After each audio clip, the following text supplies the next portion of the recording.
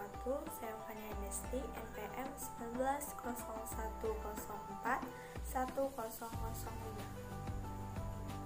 Saya Lutfia Nurma Azhari, NPM 1901040011. Selanjutnya saya Novika Sari, NPM 1901041009.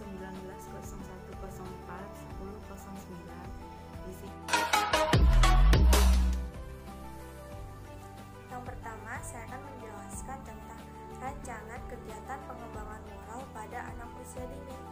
Dalam pengembangan nilai-nilai agama atau moral pada anak usia dini terdapat desain perencanaan, di mana yang dapat diartikan sebagai sesuatu aktivitas pemikiran, perkiraan, kemudian penyusunan, sesuatu rancangan kegiatan yang menggambarkan hal-hal yang harus dikerjakan dan cara mengerjakannya untuk mencapai suatu tujuan yang telah ditentukan.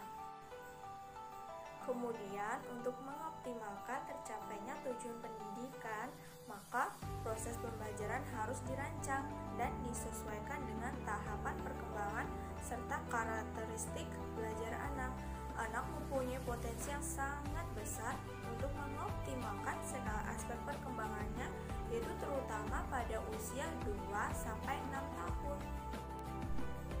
Kegiatan pengembangan moral dan nilai-nilai agama pada anak dapat dilakukan dengan cara melalui kegiatan rutinitas dengan membiasakan anak untuk bersikap sopan santun, berdoa ketika melakukan sesuatu kegiatan, kemudian melalui kegiatan khusus seperti praktek sholat, kemudian belajar, membaca Al-Quran, dan hafalan surat-surat pendek. Kemudian dalam pelaksanaan penanaman nilai moral pada anak usia dini, terdapat beberapa metode yang dapat digunakan dalam proses pembelajaran.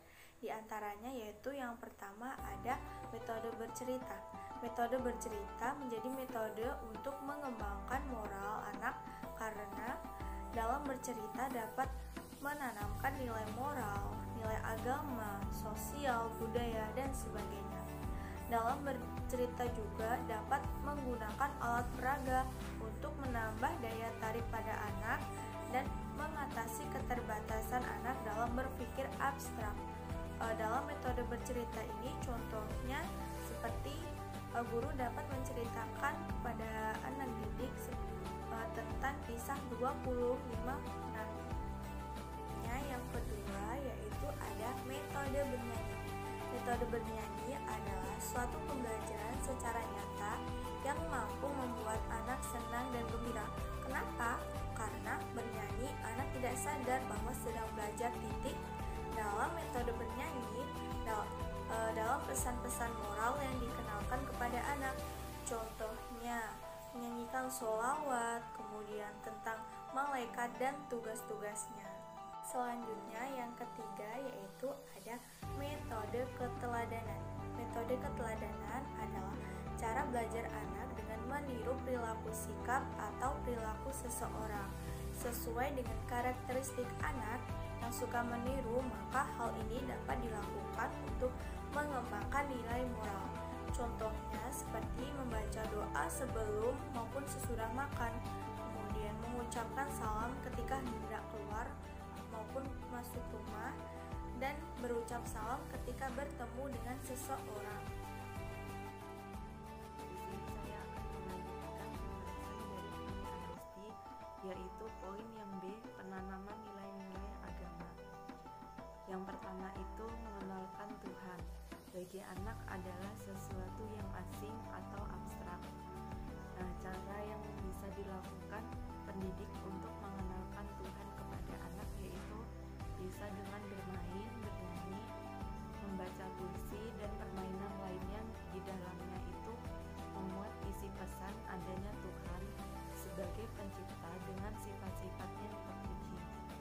Nah, yang selanjutnya itu kita bisa melakukan karya wisata atau tadabbur alam untuk mengenalkan keindahan alam ciptaan Tuhan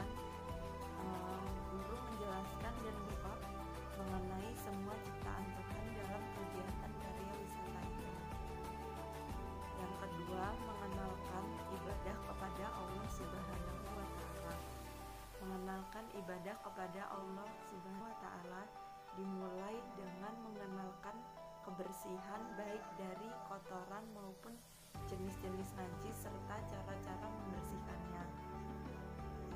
Setelah itu kita perlu latihan atau pembiasaan agar anak selalu menjaga dan memelihara kebersihan baik anggota badan, pakaian maupun lingkungan.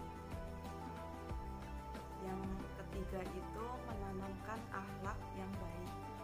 Cara menanamkan akhlak yang baik pada anak, membiasakan anak untuk berdoa sebelum dan sesudah melakukan kegiatan itu, membiasakan anak untuk mengucapkan salam setiap berjumpa dengan guru, dengan teman-temannya, dengan orang lain sesama muslim, terutama orang tuanya.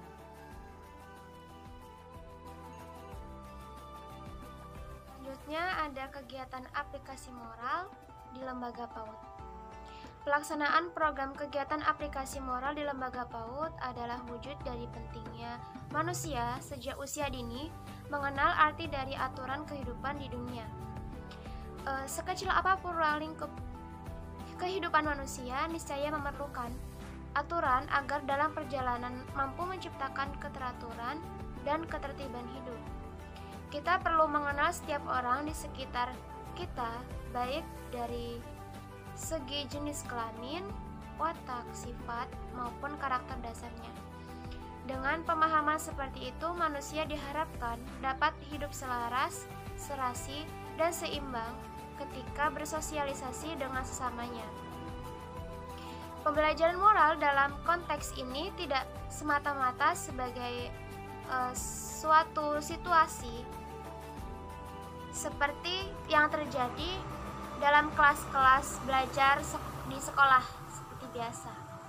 Apalagi pembelajaran ini ditujukan pada anak-anak usia dini yang dengan ciri utamanya itu senang bermain. Dari segi tahapan perkembangan moral, strategi pembelajaran moral berbeda orientasinya antara tahapan yang satu dengan tahapan yang lainnya. Pada anak usia 0 sampai 2 tahun, pembelajaran anak lebih banyak berorientasi pada latihan aktivitas motorik dan pemenuhan kebutuhan anak secara proporsional. Usia 2 sampai 4 tahun, pembelajaran moral lebih diarahkan pada pembentukan rasa kemandirian anak dalam memasuki dan menghadapi lingkungan. Sementara untuk anak usia 4-6 tahun, strategi pembelajaran moral diarahkan pada pembentukan inisiatif anak untuk memecahkan masalah yang berhubungan dengan perilaku baik dan buruknya. Esensi lain yang perlu menjadi bahan pemahaman guru dan para orang tua dalam menentukan berbagai kegiatan dan pendekatan yang tepat dalam kegiatan belajar mengajar adalah pengetahuan tentang teknik membentuk tingkah laku anak yang sesuai dengan nilai-nilai moral. Disimpulkan bahwa pengembangan moral dan nilai-nilai agama pada anak dapat dilakukan dengan cara melalui kegiatan rutinitas dengan membiasakan anak untuk bersikap sopan santun, berdoa ketika melakukan sesuatu kegiatan, melalui kegiatan khusus seperti praktek sholat, praktek belajar, membaca Al-Quran, dan hafalan surat-surat pendek. Dalam kegiatan pengembangan moral, juga guru ataupun orang tua dapat menggunakan metode bercerita, bernyanyi, ataupun metode keteladanan.